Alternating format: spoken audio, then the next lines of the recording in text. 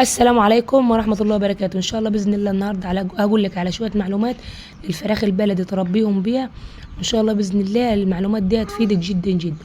لو أنت جايبة الفراخ جديد زي كده وعندك قطط، وزي عندنا احنا كده القطط والدة فوق وبتهجم عليهم تاكلهم لو أنا طلعتهم فوق. فأول كام يوم كنت بس بربيهم في البيت أو القفص ده القفص ده مشترياه يعني للفراخ.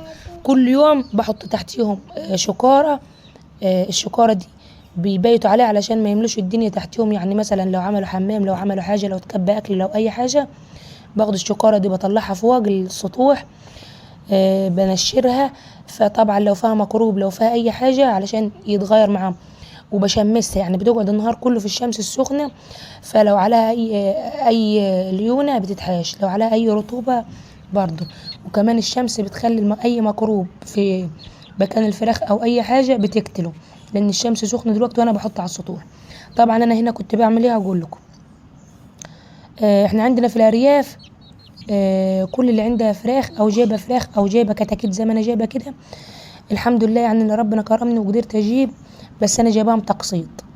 المهم يعني بنجيبهم وبنروح معلمينهم زي كده، كل واحدة في بيتها بتعلم بالعلامة اللي تحبها، بس أهم حاجة بتكون عارفاهم. يعني أنا معلمهم بالعلامة دي، العلامة اللبني. أنا كنت في الأول بعلم بعلامة نبيتي، فبنادي بنده يعني على أم جوزي أو أمي. أنا بقول لها يا أمي، مش بقول لها أم جوزي. فالمهم يعني قالت لي إحنا معلمين بتاعتنا بلون أحمر، فالنبيتي مقرب للأحمر، علمهم بلون يختلف. فدورت إن أنا أعلمهم بيها باللون اللي هو اللون اللون اللبني ده. شايفين أنا كنت معلمة في الأول بالنبيتي وعلمتهم باللون اللبني، علشان كل واحد يعرف يعني مثلا حاجته ايه، يعني ايه وضعها بالظبط. يعني حاجته، يعني مثلا انا لو كانت كنت راح مني عند الجيران، والجيران معلمين باخضر او احمر او ازرق او اصفر، كل واحد ما يعرف اللي هو معلم بيه. لان عندنا السطوح مفتح على بعضيها، يعني بعد ما بتربي الفراخ دي بتطير عند الجيران. فانت اول ما بتقوله مثلا انا عندي مثلا كتكوت، عندي فرخه مثلا، هنا كنا بنغني له عشان عشان كانت فرحانه بيه. طبعا ده الديك العرف بتاعه بيكون يا احمر كده، الشوشيه بتاعته بتكون كبيره عن البلينه شويه. طبعا هنا كنت بعلمهم دي الابره اللي هي من زمان احنا بنشتغل بالاوبر دي، يعني عندي اي هدوم برضو بستخدم لها الاوبر دي برضو، بس بكون جايبه لها اللون الخيط مشابه للحاجه اللي انا بخيط بيها. المهم يا جماعه هقول لكم شويه معلومات عن تربيه الطيور.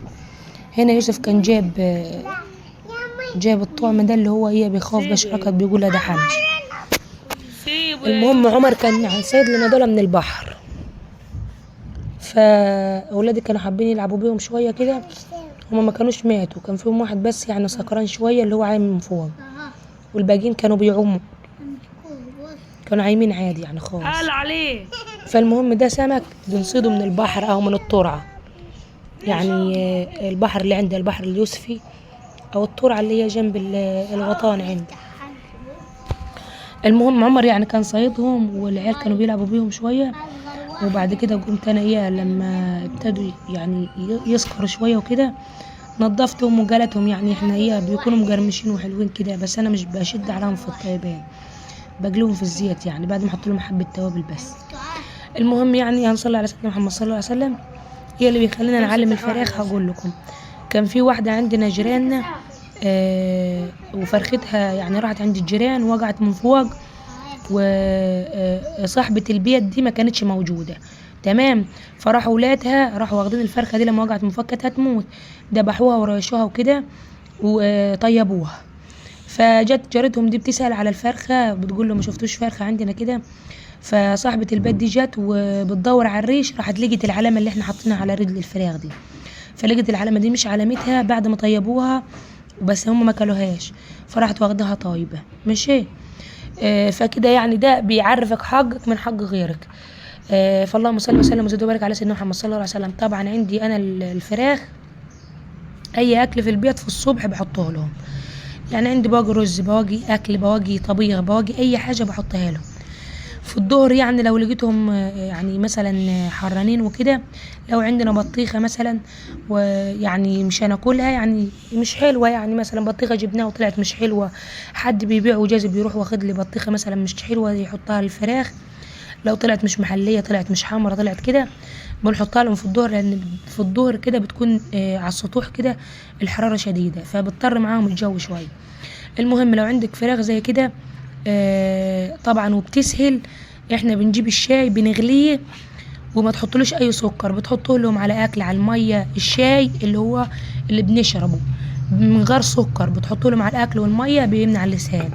لو عندك فراخ بتبيض، يعني بتبيض، والفراخ اللي بتبيض دي مريح ايديها كتير ومش راضيه تبيض، شركتنا كانت بتوريكم ان هي جايبه العيش. العيش ده اللي انا باخده لو قعد لتاني يوم وكان في كيس وبقى مفتل، بفركه لهم، مش ملين، هم مش بيحبوا العيش لين. ولو قعد منشره ونحطه له. هنا طبعا ده البطات ده كانوا بتاعتهم جوزي، ربنا يبارك لها فيهم، هما جايبينهم كبار زي ما هم، بس عندهم 3 اشهر، كنا جايبينهم وزن تقيل عن كده، ولقيناهم خفوا والوزن بتاعهم قل. فاحنا سألنا يعني عليهم، دي اللي خلاهم خف وزنهم قل، هم الاكل بتاعهم قل شويه.